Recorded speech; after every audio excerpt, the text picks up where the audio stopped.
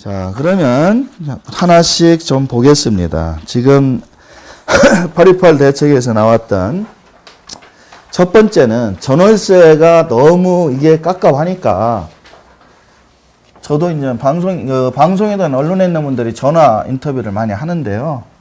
가장 먼저 물어보시는 게 그겁니다, 기자분들이.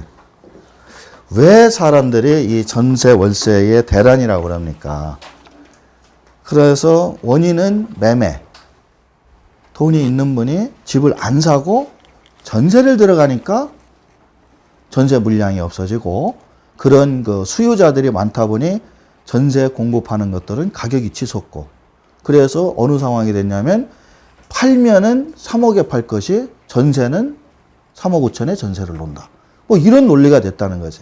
그러면 사는 사람이 전세가 3억 5천이고 파는 게 매매가 3억이라면 당연히 3억에 사면 좋은데 왜 그분이 안 살까? 이걸 많이 물어봐요. 저는 이제 현장에서 많이 들어보니까 그분들하고 얘기를 해보면 내가 저거를 5천 싸다고 3억에 사면 묶이는 거 아니냐. 이 집에.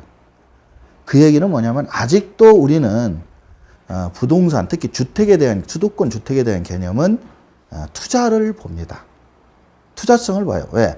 3억이 자기 개인 돈으로 다 묻어 들어가는 게 아니라 대출 끼고 못 끼고 막 이렇게 들어가거든요. 집값이. 그러면 이게 올라야 돼요. 올라가지고 향후 몇 년 지나면 5억도 되고 뭣도 되고 해서 올라서 그 매매 차익을 보고 샀던 거지. 자기가 볼 때는 지금 2년, 3년 지나면 오르기는커녕 잘못하면 내려올 것 같은데요. 근데 내가 왜 삽니까? 말 들어보면 일리가 있어요. 즉 부동산에 대한 이 너무 지금 노무현 정부 때부터 눌러놓고 이래가지고 부동산이 투기나 이런 걸 떠나서 물가 상승률 정도의 가치만이라도 시간이 지나면서 부동산도 하나의 상품처럼 이렇게 어느 정도 경제성 있게 올라갔으면 안 하는데 이거를 하도 눌러버리니까 계속 지금 거의 8, 9년 동안은 일이 됐거든요. 그러니까 요즘 젊은 친구들 결혼해도 집 안 삽니다. 옛날 같으면 악착같이 친정돈, 뭐 어디 돈 싹 다 긁어가지고 무조건 집부터 사야 돼. 빚을 내서라도. 그러면 시집 안 가요. 남편이 그렇게 안 해주면. 그래서 요새 남자들이 장가를 못 가는 거예요. 요새 주변에 있는 남자분들 보면은 30대 중반, 경매 같은 데 가보면 많은데 30대 중반의 총각들이 장가를 못 가고 여자는 안 가고 다 처녀 총각이요. 나이 40대도. 특히 저한테 오시는 분은 다 그런 분이 참 많아요. 경매하시고 땅 팔고 부동산에 올인하는 분들이 있으니까. 그래서 이 전세를 매매 수요로 전환을 하려기 위해서는 제가 보기에는 핵심은 부동산 가격 올리는 수밖에 없는데 정부 정책이 그러면 또 부동산 투기 조정한다 그러니까 그렇게 오글적으로 그렇게 돌직구를 날리지는 못하고 부드럽게 돌려서 나온 제도가 전세를 매매로 전환한다고 나온 제도가 세금입니다. 그래서 전세로 들어가려는 이 수요자들한테 제발 전세 들어가지 말고 집 좀 사라. 매매 수요. 그러면 집 사면 어떻게 해줄게.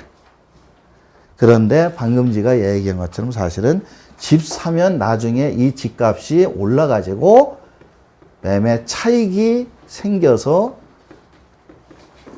투자한 만큼 효과가 있어. 이렇게 해야 돼요. 근데 이거는 얘기를 못 해. 부동산 투기니까. 정부가 투기한다고 그러니까. 그리고 사는 사람의 심리는 이 심리가 돼야만 삽니다. 이 심리가 안 생기면 안 삽니다. 전세값 아무리 올라도. 사가지고 집 떨어질 것 같은데 왜 사냐고. 그리고 또 하나는 조금 있으면 옆에 더 좋은 거 생길 것 같고. 이 값이면 뭐 젊은 친구들 물어보면 다 그래요. 그러니까 이 논리가 1순위가 안 되니까 나온 게 뭐냐면 고작 세금인데 제발 집 좀 사라. 사면은 취득세 깎아줄게. 그래서 요번에 나온 게 이거예요. 새로 나온 게. 취득세가 원칙이 4%입니다. 살 때 한 푼이라도 우리가 줄여줄게, 깎아줄게. 그래서 원칙이 4%인데 이 4%를 금액에 따라서 1%, 2%, 3%. 집값이 얼마냐에 따라서. 그래서 지금 나와 있는 것들이 뭐 6억 이하는 1%, 9억 이하는 2%, 그 나머지는 3%. 이런 식으로 해서 원래 4%짜리를 이렇게 깎아주마.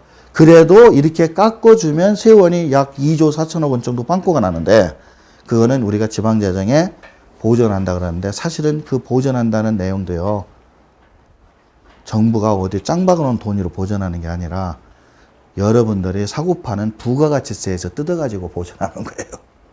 다 똑같은 돈이 돌아가는 거예요.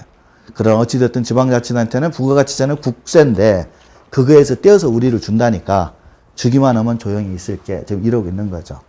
어찌됐든 여기까지 진행됐으니까 9월 정기국회에서는 통과가 될 것 같고요. 아까 얘기한 대로 이렇게. 그래서 취득세 깎아준다는 겁니다. 근데 살 때 취득세는 솔직히 전체 금액에 대해서 볼 때는 몇 푼 안 돼요. 그럼 예전에 4%일 때 사람들이 4%짜리 취득세 무서워서 안 샀습니까?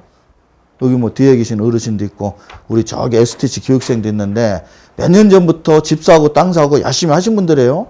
아니 그때 4% 무서워서 안 샀나? 또 때 되면 다 올라가니까. 재개발 지역이나 재건축 지역에 가면 오늘 사도 한 달 있으면 점퍼거든. 중간에 뭐 중개수수료, 뭐 취득세, 이까지. 그 취득세는 거의 얘기도 안 했어요. 양도세만 고민했지. 올라서 팔으니까. 그런데 지금은 할 거 없으니까 이거 하겠다고 나온 거고, 세 번째는 양도세 할 때 다주택에 대한 중과세율을 폐지하겠다.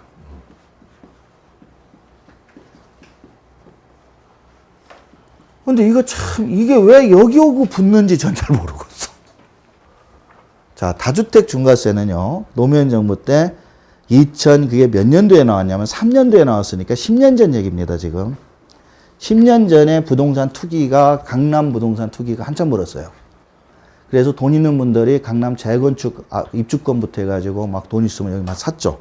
강남에 막 사니까 강북도 올라가고 지방도 올라가고 하니까 안 되겠다 해서 극단적인 조치로 나온 게, 아예 집을 3채 이상 가지고 있는 사람이 하나 팔면 몇십 프로? 60%. 즉 3채 가지고 있던 사람이 하나 팔면 1억 남으면 6천만 원 뽑아가겠다.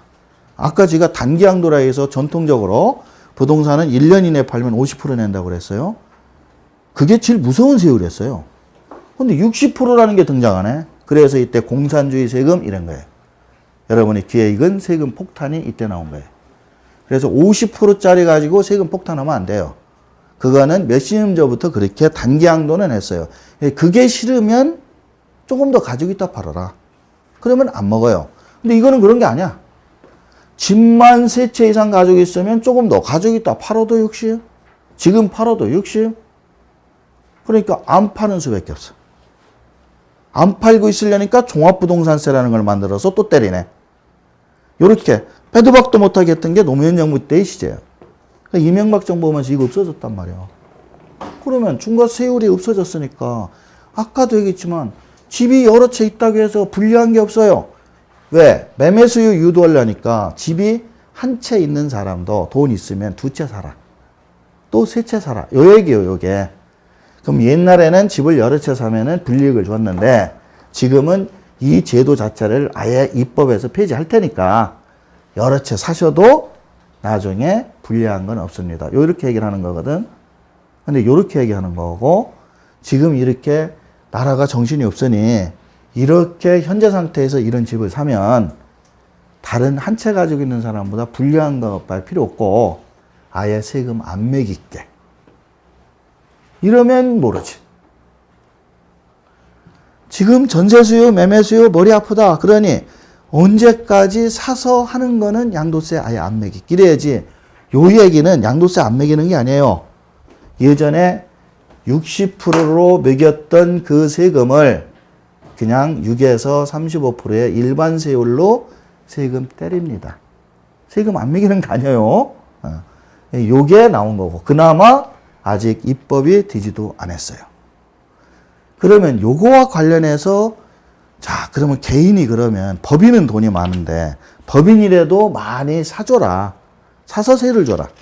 그래서 법인 돈으로 많이 사서 세 주려고 보니까 아까도 얘기했지만 법인이 집을 사면은 60% 또 중과제도가 있다. 중과세율 제도가. 법인사업자 30% 추가과세라 해서 금년 1월 1일 법이 개정돼 가지고 법인 명의로 집을 사서 팔면은 세율이 법인세가 20%인데요. 30 플러스해서 50%로 때려요. 금년에. 작년 이전에 산 건 괜찮은데. 그러니까 집을 사게 해야 되는데 자꾸 뭐 사서 팔면은 많이 가지고 있으면 세금 때리니까 법인사업자 30% 추가과세도 없애줄게. 이게 요번에 나온 매매로 유도하기 위한 장치의 전제 조건이에요. 그럼 이걸로 끝. 그런데 여기서 하나 빠진 게 제가 아까 우리 3강 때 강의하는 경공매 투자자의 단기 투자하면서 그분들이 빠져나갈 구멍이 뭐라고 그랬어요? 매매 사업자는 개인입니다. 그러면 이분들이 개인이지만 부동산을 많이 사고 파는 분들이에요. 이익만 나면 사고 팔 수 있어요. 상품처럼. 근데 이런 분들이 수도권에 있는 집을 여러 채 사면은 비교과세라고 해서 세율을 많이 세금에 대해서 불리하게 해준다 이거예요, 지금. 이걸 없애야지. 요거는 빠졌어요. 요번 대책에서. 요거 빼놨어요. 왜 뺐는지는 저도 몰라요. 그런데 법인사업자 요거는 나왔는데 법인사업자 비교과세는 지금 빼도 뺄 수 있거든요, 요거. 이 중과제도 법이 통과되지 전이라도. 근데 요거는 아무 소리 안 하고 있습니다. 물론 요게 요 관련 법이 폐지가 되면 요 아래는 다 없어져요. 법 조항 자체가 삭제가 되면. 지금 삭제를 하자는 거예요. 한나라당은 삭제를 하자는 거지 다른 조항의 문구를 바꾸자는 게 아니에요. 그리고 야당은 삭제는 안 된다. 삭제는 안 되고 요런 것들은 그대로 살려놔라. 비교과세나 추가과세는. 그리고 세율은 완화했으니까 됐고 굳이 하려면 현재 비사업용 토지 장기보유공제 같은 것만 추가로 연말에 해주자. 요 정도가 야당이 지금 해주려고 하는 거예요. 여당은 삭제를 해야 이게 싹 없어진다. 어찌되었든 이런 정도의 지금 혜택으로 8월 달에 나온 게 전세를 매매로 바꾸겠다는 거니까 판단은 여러분이 하십시오. 예.